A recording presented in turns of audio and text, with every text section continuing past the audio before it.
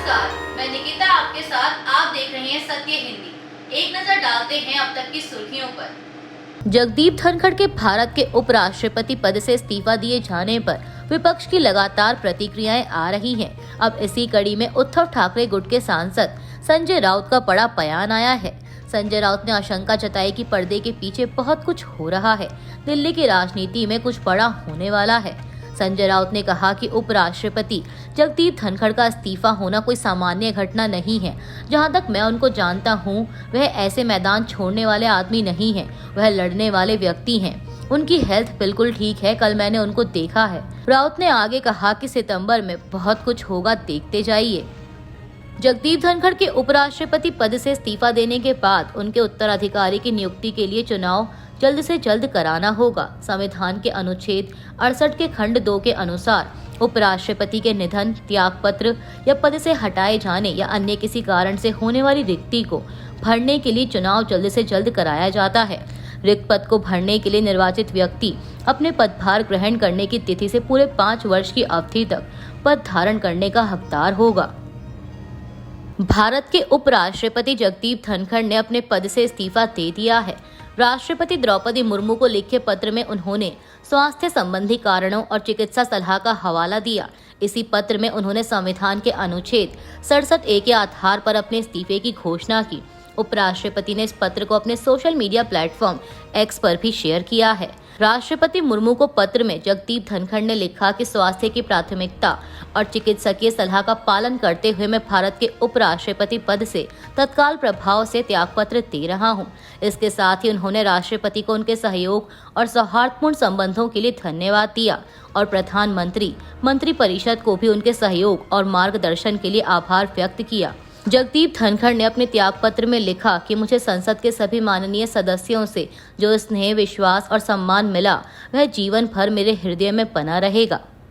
जगदीप धनखड़ के उपराष्ट्रपति पद से इस्तीफे पर उत्तराखंड के पूर्व मुख्यमंत्री और कांग्रेस नेता हरीश रावत ने प्रतिक्रिया देते हुए कहा कि धनखड़ के इस्तीफे का समाचार बहुत चौंकाने वाला है। उन्होंने कहा कि जगदीप धनखड़ के इस्तीफे के पीछे कोई सामान्य कारण नहीं हो सकता। मुझे लगता है कि कहीं ना कहीं सरकार में कुछ ऐसा चल रहा था जिसकी जानकारी मिलने के बाद उन्होंने ये निर्णय लिया, अपने सम्मान को बचाने के लिए। कांग्रेस नेता ने कहा कि उन्हें लगता है कि इसके पीछे कुछ राजनीतिक कारण भी है। कांग्रेस नेता जयराम रमेश ने जगदीप धनखड़ के इस्तीफे को लेकर मंगलवार को एक्स पर एक लंबा चौड़ा पोस्ट किया। इसमें उन्होंने राज्यसभा की बिजनेस एडवाइजरी कमेटी की बैठक का जिक्र किया। जयराम रमेश ने लिखा कि कल दोपहर 12:30 बजे जगदीप धनखड़ की अध्यक्षता में राज्यसभा की बिजनेस एडवाइजरी कमेटी की बैठक हुई। इसमें सदन के नेता जेपी नड्डा और संसदीय कार्य मंत्री किरेन रिजिजू सहित अधिकतर सदस्यों ने हिस्सा लिया। कुछ चर्चा के बाद कमेटी ने शाम 4:30 बजे फिर से बैठक करने का निर्णय लिया। जयराम रमेश का कहना है कि शाम को दोबारा हुई बैठक में नड्डा और रिजिजू नहीं आए और इस बारे में जगदीप धनखड़ को सूचित भी नहीं किया गया था। इससे साफ है कि कल दोपहर 1 बजे से लेकर शाम 4:30 बजे के बीच जरूर कुछ गंभीर बात हुई है, जिसकी वजह से जेपी नड्डा और किरेन रिजिजू ने जानबूझकर शाम की बैठक में हिस्सा नहीं लिया।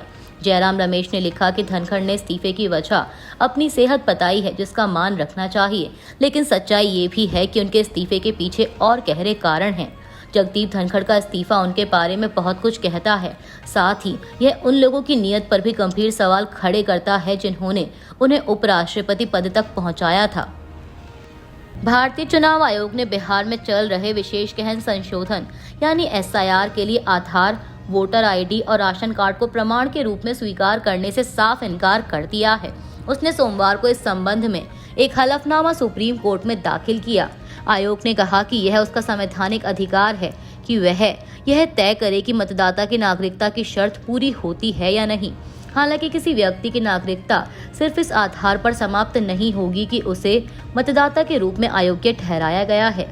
आपको बता दें कि 10 जुलाई को सुप्रीम कोर्ट ने बिहार में होने वाले चुनावों से पहले SIR को लेकर दायर याचिकाओं की सुनवाई के दौरान SIR पर रोक लगाने से तो इनकार कर दिया था, लेकिन सुप्रीम कोर्ट ने सुझाव दिया था कि मतदाता सूची को अपडेट करने के लिए आधार, वोटर ID और राशन कार्ड पर भी विचार किया जाना चाहिए।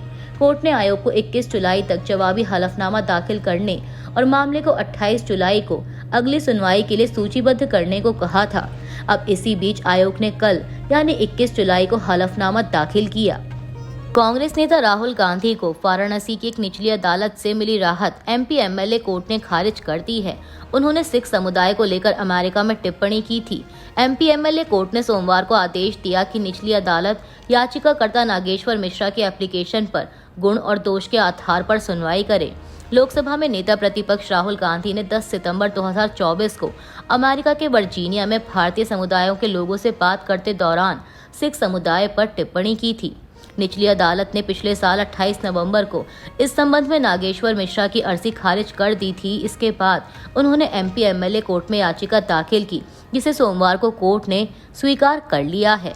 अदालत अब इस मामले पर सुनवाई करेगी और अगर फैसला याचिकाकर्ता नागेश्वर मिश्रा के पक्ष में आता है तो राहुल गांधी के खिलाफ मुकदमा दर्ज हो सकता है। शिवसेना यूबीटी सांसद संजय राउत ने महाराष्ट्र की राजनीति में एक बार फिर तहलका मचा दिया है। उन्होंने सोमवार को दावा किया कि महाराष्ट्र सरकार के 4 मंत्रियों और कई सरकारी अधिकारियों को हनी ट्रैप में फंसाया गया है। राउत ने यह भी आरोप लगाया कि तत्कालीन अविभाजित शिवसेना के 4 युवा सांसद भी इसी हनी ट्रैप के कारण एकनाथ शिंदे के नेतृत्व वाली शिवसेना में शामिल हो गए। उनके इस बयान पर भाजपा ने भी तीखी प्रतिक्रिया दी है और सबूत पेश करने की मांग की। संजय राउत ने सोशल मीडिया प्लेटफॉर्म एक्स पर एक पोस्ट में मुंबई में पीड़ित बच्चों के यौन शोषण, पॉक्सो और हनी ट्रैप के मामलों में आरोपी प्रफुल्ल लोढ़ा की बीजेपी मंत्री गिरीश महाजन के साथ एक तस्वीर साझा की। राउत ने लिखा कि मुख्यमंत्री देवेंद्र जी विधानसभा में भी दिशाभूल करते हैं। उन्होंने कहा कि महाराष्ट्र में हनी ट्रैप नहीं है। इस एक तस्वीर की सीबीआई जांच हो, दूध का दूध और पानी का पानी हो जाएगा। 4 मंत्री और कई अधिकारी फंस गए हैं। शिवसेना से टूटकर गए 4 युवा सांसद उस समय इसी ट्रैप के कारण भाग गए। राउत ने दिल्ली में पत्रकारों से बात करते हुए दावा किया कि जिन सांसदों ने अविभाजित शिवसेना छोड़ी, उनमें से 4 को हनी ट्रैप में फंसाया गया और दबाव डालकर उन्हें भाजपा के साथ जाने के लिए मजबूर किया गया। पीटीआई की एक रिपोर्ट के मुताबिक ढाका में अधिकारियों ने मंगलवार को बताया कि ढाका में एक स्कूल की इमारत से टकराए बांग्लादेश वायुसेना के प्रशिक्षण लड़ाकू विमान में मरने वालों की संख्या बढ़कर 27 हो गई है। बता दें कि चीन में निर्मित प्रशिक्षण लड़ाकू विमान F-7 PGI विमान सोमवार को उड़ान भरने के कुछ ही क्षणों बाद यांत्रिक खराबी के कारण ढाका के उत्तरा क्षेत्र के दियाबारी स्थित माइलस्टोन स्कूल एंड कॉलेज की 2 मंजिला इमारत से टकरा गया।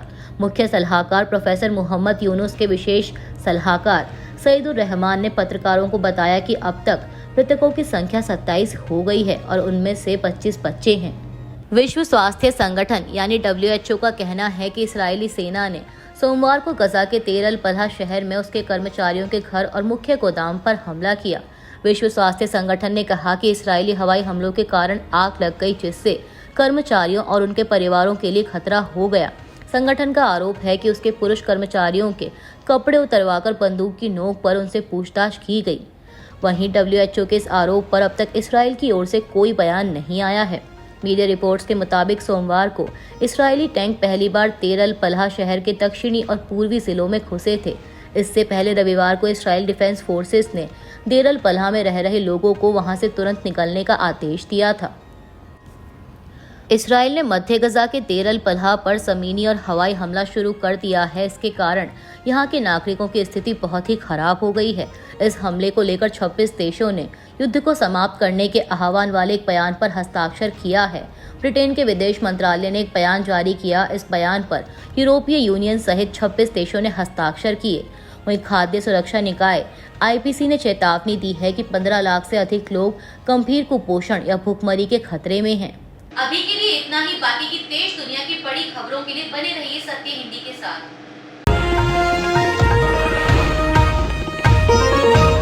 Copyright disclaimer under Section 107 of the Copyright Act 1976. Allowance is made for fair use for purposes such as criticism, comment, news reporting, scholarship, and research. Fair use is a use permitted by copyright statute that might otherwise be infringing.